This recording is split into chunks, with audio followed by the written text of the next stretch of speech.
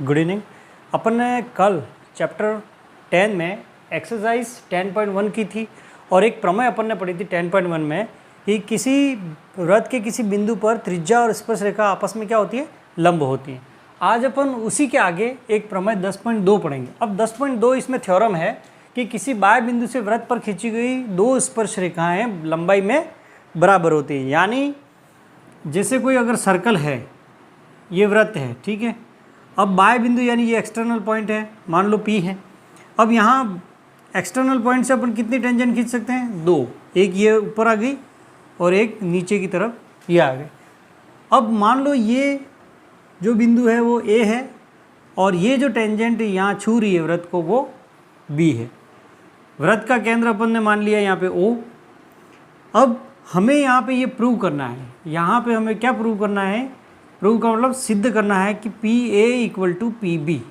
P से जो दो टेंजेंट अपन ने खींची है, दो टेंजेंट का मतलब दो स्पर्श रेखाएं जो खींची हैं वो लंबाई में क्या होती है, ये बराबर। ये हमें यहाँ पे सिद्ध करना है, तो वो अपन ये सिद्ध करेंगे और इसके आगे कुछ 10.2 के भी एक दो क्वेश्चन भी अपन करके देखेंगे कि इसका यूज़ कहाँ पे। अब देखो, इसको प्रूव करने के लिए यहाँ पे कंस्ट्रक्शन करेंगे। कंस्ट्रक्शन में आपको क्या करना है कि एक तो OA को मिलाना है, एक OB को मिलाना है और एक OP को मिलाना है, ठीक है। तो यहाँ पे लिख देंगे join OA, OB and OP। यहाँ OA, OB और OP को मिला है, इस तरह से आप हिंदी में भी लिख सकते हो, ठीक है। अब अपन यहाँ पे देखो, बाय थ्योरम 10.1 से अपन क्या लिख सकते हैं? कल अपन ने एक 10.1 थ्योरम पढ़ी थी कि वृत्त पर कोई बिंदु है, वहाँ से जा रही त्रिज्या यानी रेडियस और ये स्पर्श रेखा आपस में लंब होती है, यानी ये 90 डिग्री हो गया, ठीक है। उसी तरह जैसे यहाँ देखो बी बिंदु है, वहाँ से एक त्रिज्या और ये स्पर्श रेखा, ये भी आपस में लंब होती है, तो ये भी कितना डिग्री हो गया? 90 डिग्री। यानी ये परपेंडिकुलर होती है रेडियस और टेंजेंट, ठीक है ना। तो ये 90 हो गया, ये 90 हो गया। तो 10.1 से angle OAP equal to angle OBP equal to क्या होता है? 90 डिग्री। ये परपेंडिकुलर हो गया। अब हमें देखो ये दोनों इक्वल लानी है, तो अपन क्या करेंगे? इनसे रिलेटेड जो ट्राइंगल है यानी त्रिभुज है, देखो एक तो ये ऊपर वाला त्रिभुज है OAP और एक त्रिभुज ये बन रहा है OBP, ये त्रिभुज बन रहा है। तो इन दोनों को अपन सर्वांगसम सिद्ध करेंगे। सर्वांगसम का मतलब कॉन्ग्रुएंस प्रूव करेंगे। तो अपन पहले दोनों त्रिभुजों के नाम लिख देते हैं, त्रिभुज OAP एंड त्रिभुज OBP में। देखो यहाँ पे, अब ये दोनों कॉन्ग्रुएंस किस कंडीशन से होते हैं? अपन को कॉन्ग्रुएंस की कंडीशन पता होनी चाहिए। 4 कंडीशन होती है, एक तो SSS, एक SAS, एक ASA और चौथी होती है RHS कॉन्ग्रुएंस कंडीशन यानी सर्वांग समता के नियम, ठीक है ना।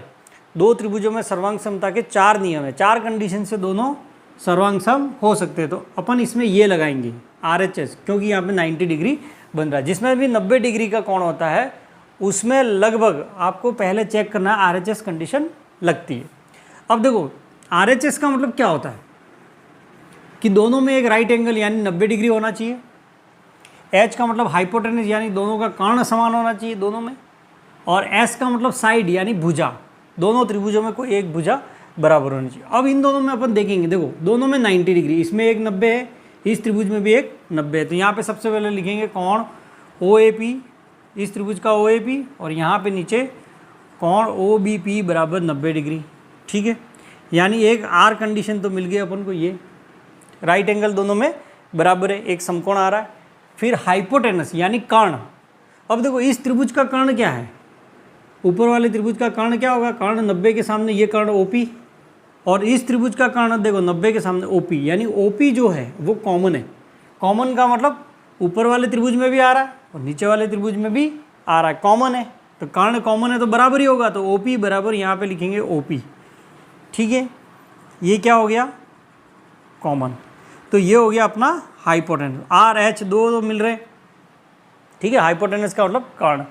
अब तीसरा अपन देखते हैं साइड, कोई भी एक भुजा बराबर होनी चाहिए। कौन सी लेंगे? देखो इस त्रिभुज की ये भुजा और इस त्रिभुज की ये भुजा बराबर है। क्यों बराबर है? क्योंकि दोनों वृत्त की त्रिज्या है, रेडियस है। OA इक्वल टू OB ओ ए इस त्रिभुज में आ रही है, ओ बी इस त्रिभुज में आ रही है, तो यहाँ पे अपन लिखेंगे ओ ए इक्वल टू ओ बी। ये क्या होगी? रेडी। रेडी का मतलब होता है त्रिज्याएं, ठीक है। तो ये दोनों वृत्त की त्रिज्याएं हैं तो दोनों बराबर होंगी, यानी इसके 3 भाग और इसके 3 भाग RHS कंडीशन इन दोनों में बैठ रही है। तो RHS कंडीशन से ये दोनों देखो, दोनों में समकोण है, दोनों का कर्ण बराबर है, दोनों में एक भुजा कोई भी है बराबर है। तो यहाँ पे RHS सर्वांग समता नियम से त्रिभुज OAP सर्वांग सम हो जाएगा त्रिभुज OBP के। अब अपन जानते हैं कि दो त्रिभुज अगर सर्वांग सम सिद्ध कर दी अपन ने, तो इसके बाकी के एलिमेंट जो करस्पॉन्डिंग भाग हैं वो ऑटोमेटिक क्या हो जाएंगे? बराबर हो जाएंगे। जैसे इसके करस्पॉन्डिंग ये एंगल बराबर हो जाएगा। तीसरी भुजा कौन सी बची? देखो, इस त्रिभुज की भुजा ये बची और इस त्रिभुज की भुजा ये बची, क्योंकि ये तो कॉमन है, ये बराबर है ही, तो तीसरी इसकी ये बची, ये इसके बराबर हो जाएगी। वो CPCT से लिखेंगे अपन। तो यहाँ से अगर दो त्रिभुज सर्वांग सम है तो उनके करस्पॉन्डिंग भाग, यानी तीसरी भुजा ये बची इसकी, ठीक है ना, PA इक्वल टू PB, ये ऑटोमेटिक हो जाएगा। ये लिखेंगे अपन CPCT, यानी सर्वांग सम त्रिभुजों के संगत भाग क्या होते हैं? बराबर। तो PA बराबर PB हो गया, तो ये प्रूव हो गया।